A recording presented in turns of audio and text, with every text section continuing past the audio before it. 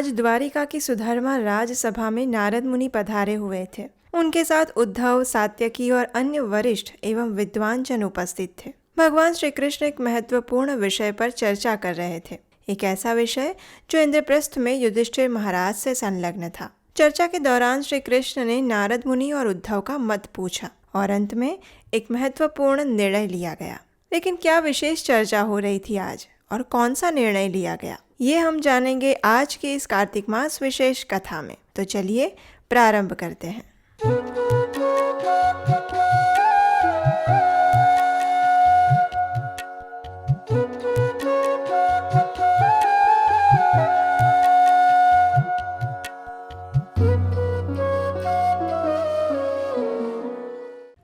हरे कृष्णा। एक दिन भगवान श्री कृष्ण अपनी राजसभा में सभी मंत्रियों के साथ बैठे हुए थे। उस समय एक अनजान व्यक्ति उनसे मिलने के लिए आया। पहले तो ये पता नहीं लगा कि वो कौन है, लेकिन जब श्री कृष्ण ने अनुमति दी तो उसे राजसभा में लाया गया। आते ही उसने श्री कृष्ण को प्रणाम किया और फिर एक संदेश सुनाने लगा। वो संदेश था 20,000 राजाओं का, जिन्हें जरासंध ने बंदी बनाकर रखा था। लेकिन क्यों? वो इसलिए क्योंकि इन सभी राजाओं ने जरासंध को समर्पण करने से मना कर दिया था और फिर क्रोध में आकर जरासंध ने उन सभी को अपने कारागृह में बंदी बना लिया था। इन सभी राजाओं ने एक दूत के हाथों श्री कृष्ण को प्रार्थना करते हुए एक संदेश भिजवाया था। ये संदेश इस प्रकार था। कृष्ण कृष्ण प्रमेयात्मन् प्रपन्न भयभंजन वयं त्वां शरणं यामो भवभीतः पृथक् धियः। हे श्री कृष्ण, आप अपने शरणागतों को समस्त भय से मुक्त करते हैं। फिर आपके साम्राज्य में ये कैसे संभव है कि जरासंध जैसा दुष्ट हमें बंदी बनाकर इतनी यातनाएं दे रहा है? हमने शास्त्रों से सुना है कि जो भी मनुष्य आपकी शरण लेता है वह तत्क्षण समस्त पाप फलों से मुक्त हो जाता है। इसलिए हम पूरे हृदय से आपकी शरण लेते हैं। हमें पूरा विश्वास है कि आप हमें 10,000 हाथियों का बल रखने वाले जरासंध के चंगुल से मुक्त करने के लिए अवश्य आएंगे। हे भगवान, हम जानते हैं कि जरासंध ने कभी भी आपके ऊपर विजय प्राप्त नहीं की थी, परंतु वह मूर्ख आपकी चाल को न समझकर अत्यंत घमंडी बन गया है। इस प्रकार जब उस दूत ने राजाओं का संदेश सुनाया तो फिर अंत में वह दूत भगवान श्री कृष्ण से हाथ जोड़कर कहने लगा, हे भगवान, ये सब राजा आपके शरणागत हैं और आपके दर्शनों के लिए उत्सुक हैं। अब आपको जो उचित लगे कृपया वो करिए। जब दूत ने अपने वचन पूर्ण किए तभी सूर्य के समान तेजस्वी देवर्षि नारद मुनि वहां पधारे। श्री कृष्ण अपने मंत्रियों सहित आसन से उठे और सिर झुकाकर उन्हें प्रणाम किया। फिर उन्होंने नारद मुनि को एक सुखद आसन पर बिठाकर उनका यथोचित रीति से आतिथ्य सत्कार किया। फिर उन्हें संबोधित करते हुए भगवान ने कहा, हे देवर्षि, चूंकि आप संपूर्ण ब्रह्मांड में भ्रमण करते हैं, इसलिए आपसे हमें सारे समाचार प्राप्त होते रहते हैं। कृपया आप हमें बताइए कि पांडव कैसे हैं और क्या योजनाएं बना रहे हैं। भगवान के प्रश्न के उत्तर में नारद मुनि कहते हैं, दृष्टा मया ते बहुशो दुरत्यया माया विभो विश्वसृजश्च मायिनः भूतेषु भूमान् शरतः स्वशक्तिभिर्वहनेरिवच्छ न रुचो न मेद्भुतम्। हे सर्वशक्तिमान प्रभु, भला आपके प्रयोजन को कौन जान सकता है? मैं आपकी माया की दुर्लंघ्य शक्ति को कई बार देख चुका हूँ। परमेश्वर होते हुए भी आप सामान्य मनुष्य की भांति व्यवहार कर रहे हैं। अपनी भौतिक शक्ति से आप इस सृष्टि का विस्तार करते हैं और फिर इसे अपने अंदर ही लीन कर देते हैं।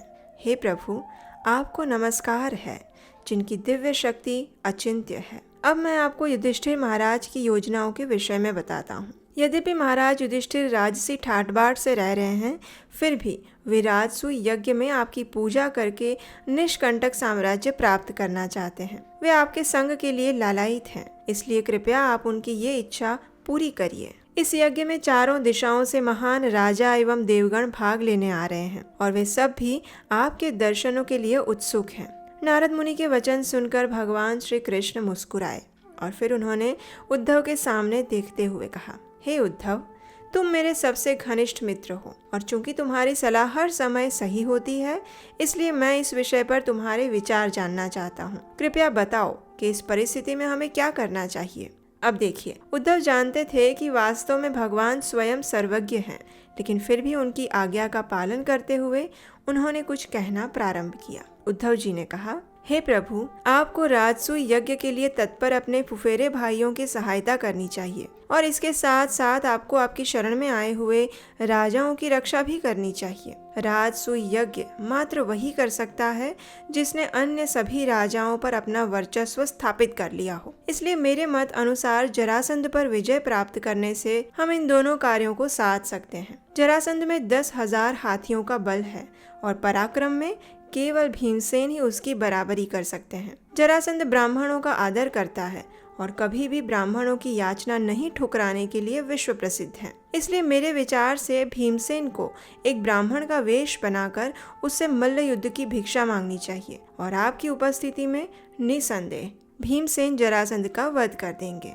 जब उद्धव जी ने इस प्रकार अपना मत सुनाया तो श्री कृष्ण, नारद मुनि और अन्य सभी यदुओं ने साथ मिलकर इसकी भूरी भूरी प्रशंसा की। सभी इस मत से सहमत हो गए। श्री कृष्ण द्वारा की गई पूजा स्वीकार करने के बाद नारद मुनि ने उन्हें प्रणाम किया और फिर भगवान को अपने हृदय में धारण करके वे आकाश मार्ग से चले गए। तब श्री कृष्ण ने राजाओं का संदेश लेकर आए हुए दूत से कहा, हे दूत, मैं मगधराज के वध की व्यवस्था करूंगा, भय मत करो। भगवान का आश्वासन प्राप्त करके वह दूत वहां से चला गया और उसने जरासंध द्वारा बंदी बनाए हुए राजाओं को भगवान का संदेश कह सुनाया। ये सुनकर सभी राजा अत्यंत प्रसन्न हो गए और भगवान के आगमन की प्रतीक्षा करने लगे। फिर भगवान श्री कृष्ण ने अपने पिता महाराज उग्रसेन और श्री बलराम से इंद्रप्रस्थ जाने की अनुमति मांगी। उन्होंने दारुक सहित अपने अन्य सेवकों को यात्रा की तैयारी करने का आदेश दिया और फिर कुछ ही समय में वे अपनी सभी रानियों, बच्चों और साज सामान के साथ प्रस्थान करने के लिए तैयार हो गए। भगवान श्री कृष्ण गरुड़ ध्वजा से सजे अपने रथ पर आरूढ़ हुए थे और अपने सैनिकों के साथ प्रस्थान किया। उनके पीछे सोने की पालकियों में उनकी सुंदर वस्त्र आभूषणों से सजी हुई उनकी सभी रानियां और बच्चे थे, जिन्हें बलवान कहार उठा रहे थे। पालकियों की रक्षा तलवार एवं ढाल उठाए हुए सैनिक कर रहे थे। नौकर चाकर सहित हजारों की संख्या में साज सामान उठाने वाले पशु भी साथ चल रहे थे, जिनके ऊपर तंबू, बिस्तर, कपड़े इत्यादि अन्य वस्तुएं ढोई हुई थी। उस संपूर्ण सेना ने छत्र, चामर और ध्वजाएं पकड़ी हुई थी। जोर से आवाजें करते हुए चल रही ये विशाल सेना एक महासागर के समान दिख रही थी और ऐसा लग रहा था मानो बड़े बड़े जलचरों से युक्त उस महासागर में रह रहकर लहरें उठ रही हो। भगवान के इस विशाल जुलूस ने आनर्त, सौवीर, मरुदेश और विनशन क्षेत्रों से होकर अनेक नदियां और पर्वतमालाएं पार की। असंख्य गांवों, खेत खलिहानों और खानों को पसार करते हुए सरस्वती नदी पार करने के बाद वे पांचाल तथा मत्स्य प्रांतों से गुजरे और फिर अंत में इंद्रप्रस्थ पहुंचे। अब श्री कृष्ण, उनका संपूर्ण परिवार और सेना युधिष्ठिर महाराज के राज्य इंद्रप्रस्थ पहुंच चुके थे। लेकिन पांडवों ने उनका स्वागत किस प्रकार किया, ये हम जानेंगे इसी कार्तिक मास विशेष कथा की आने वाली कड़ी में। और अब आज का प्रश्न है कि जरासंध ने कितने राजाओं को बंदी बनाया था। आपके जवाब हमें नीचे कमेंट बॉक्स में लिखकर भेजिए और हम आपसे मिलेंगे बहुत जल्द इसी कथा के अगले अध्याय के साथ। अगर आप इन कथाओं को बनाने में हमारा सहयोग देना चाहते हैं तो स्क्रीन पर दिए गए नंबर पर अपना आर्थिक योगदान भेज सकते हैं। तो चलिए, अब कार्तिक मास समाप्त होने में बस कुछ ही दिन रह गए हैं, तो हम भी अपनी भक्ति को और अधिक तीव्र बनाते हैं। भगवान श्री कृष्ण के दिव्य नाम हरे कृष्ण महामंत्र का अधिक से अधिक जप करते हैं और अपने मन तथा चेतना को उनके चरण कमलों पर स्थिर करते हैं। तुम्हें सर्वेश्वरेश्वर ब्रजेंद्र कुमार, तुम्हारा इच्छाय विश्वे सृजन संहार। तव इच्छा माता ब्रह्मा करे न सृजना,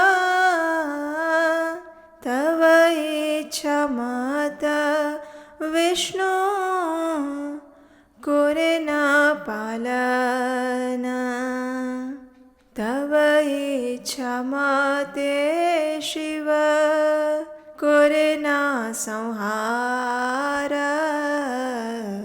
तव इच्छा माते माया सृजे कारागार तव इच्छा मते जीवे जन्म मरण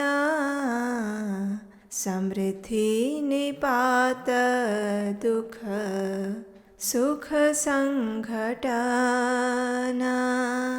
तुमि सर्वेश्वरेश्वर व्रजेंद्र कुमार तुम्हार इच्छाय विश्वे सृजन संहार। हरे कृष्णा।